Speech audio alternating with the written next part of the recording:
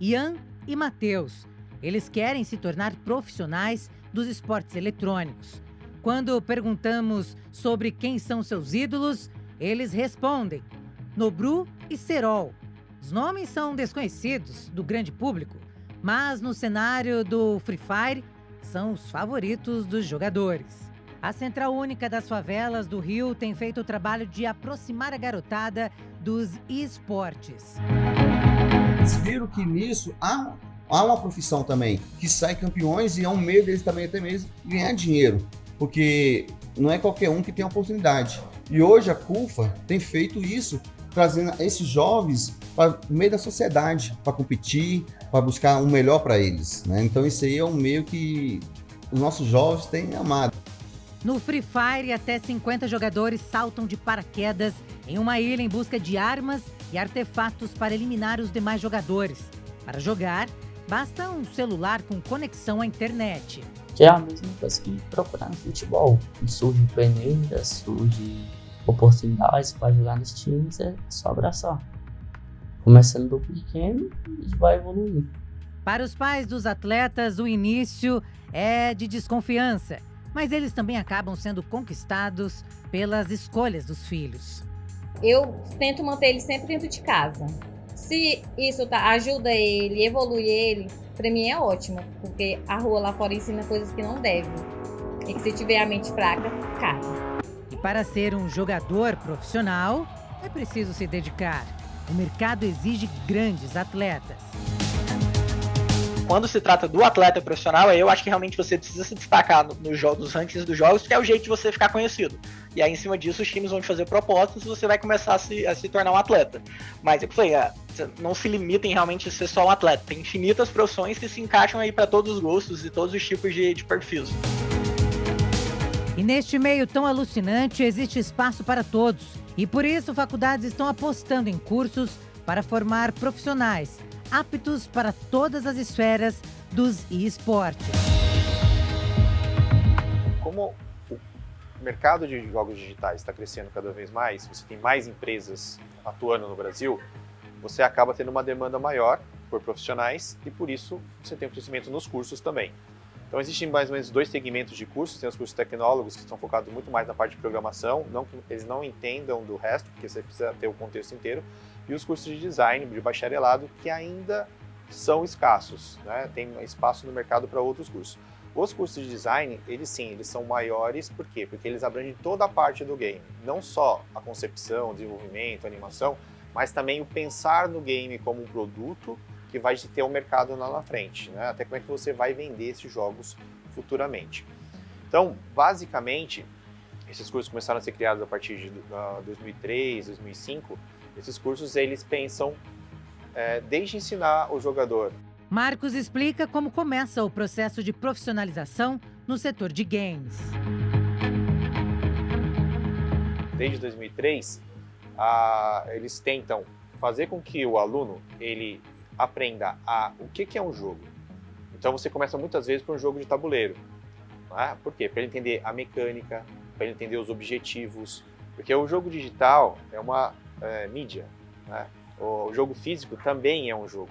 Então, entendendo como é que é a mecânica, entendendo como que ocorrem os objetivos, as regras, você consegue transcender isso futuramente para o jogo digital. E o que a gente está falando aqui hoje é o jogo digital. Ele tem várias fases ou várias vamos dizer, atividades que precisam ser feitas. Por exemplo, a programação, né?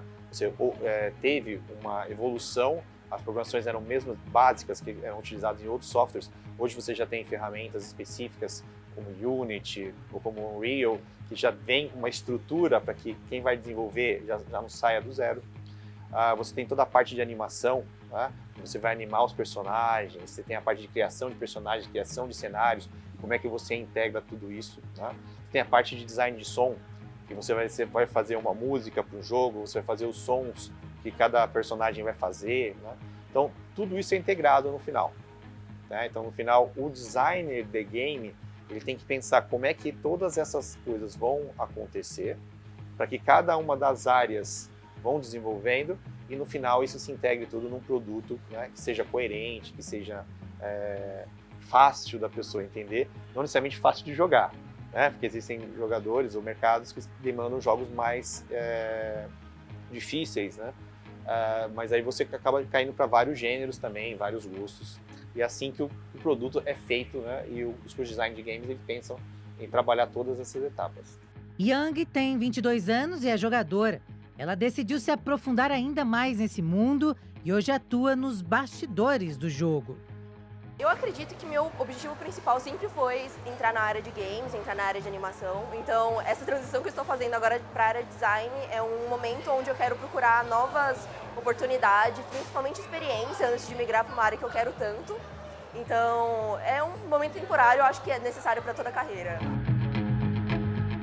De acordo com uma pesquisa feita pelo Game Brasil 2021, mais da metade do público gamer é feminino. Segundo o estudo, as mulheres representam 51,5% dos jogadores no país, com clara tendência de crescimento.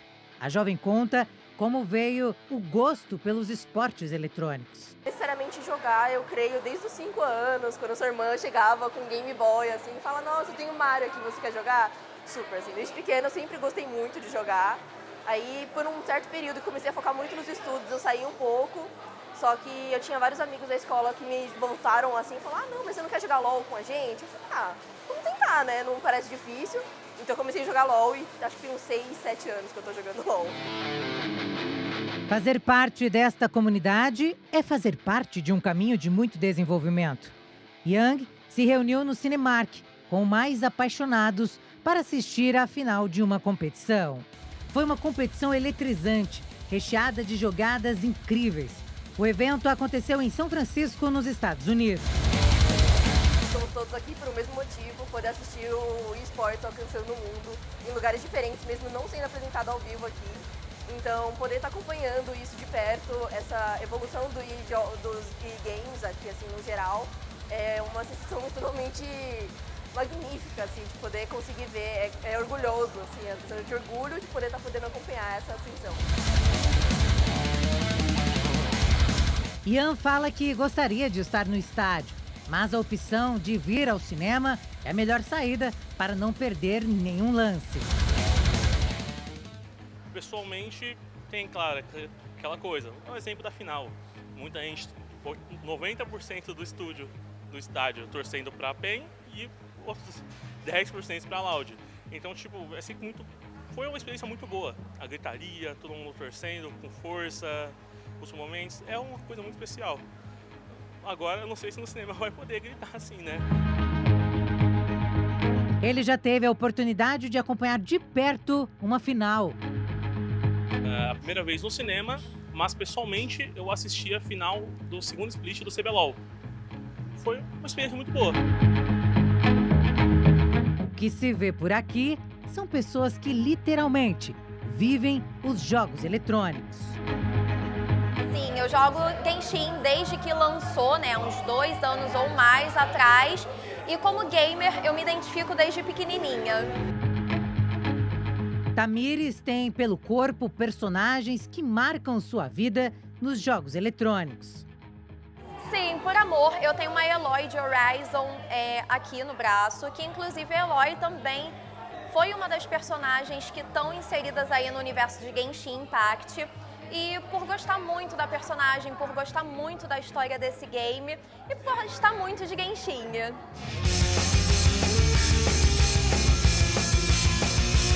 A jovem é cosplay profissional. Ela se veste com roupas, acessórios e outros artigos que representam um personagem.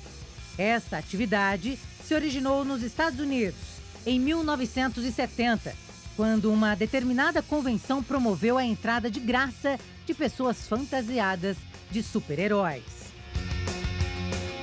Sim, eu acompanho alguns streams, dentre eles o Japeta, que eu amo de paixão, e o Luder King, que já tiveram fazendo aí várias coisas de Genshin aqui no Brasil. Eles são sensacionais, super recomendo.